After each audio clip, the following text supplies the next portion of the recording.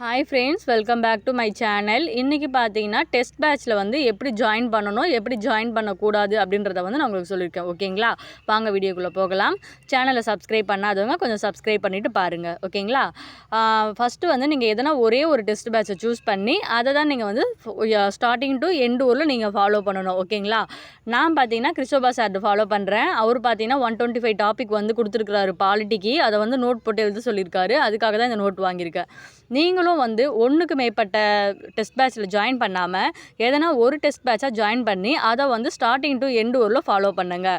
எதுக்காக இப்படி சொல்கிறேன் அப்படின்னாக்கா, நீங்கள் ஒன்றுக்கு மேற்பட்ட டெஸ்ட் பேட்சில் ஜாயின் பண்ணும்போது எல்லாருமே வந்து ஒவ்வொரு ஷெடியூல் வச்சுருப்பாங்க, ஒவ்வொரு பாடங்கள் வச்சுருப்பாங்க. அது எல்லாத்தையுமே உங்களால் ஃபுல்லாக படிச்சுட்டு டெஸ்ட் போட்டு பார்க்க முடியாது.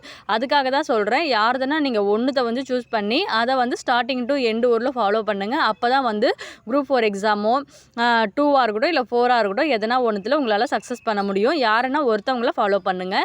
வீடியோ பிடிச்சிருந்தது அப்படின்னா கொஞ்சம் லைக் பண்ணிவிட்டு சேனலை மறக்காமல் சப்ஸ்கிரைப் பண்ணிக்கோங்க. உங்களுக்கு டிஎன்பிஎஸ்சி சம்மந்தப்பட்ட எதனா டவுட் இருக்குது, எதனா நான் உங்களுக்கு சொல்லித்தரணும் அப்படின்னாக்கா அதை வந்து நீங்கள் கமெண்ட்டில் ஷேர் பண்ணுங்கள். நான் கண்டிப்பாக உங்களுக்கு நெக்ஸ்ட் வீடியோவில்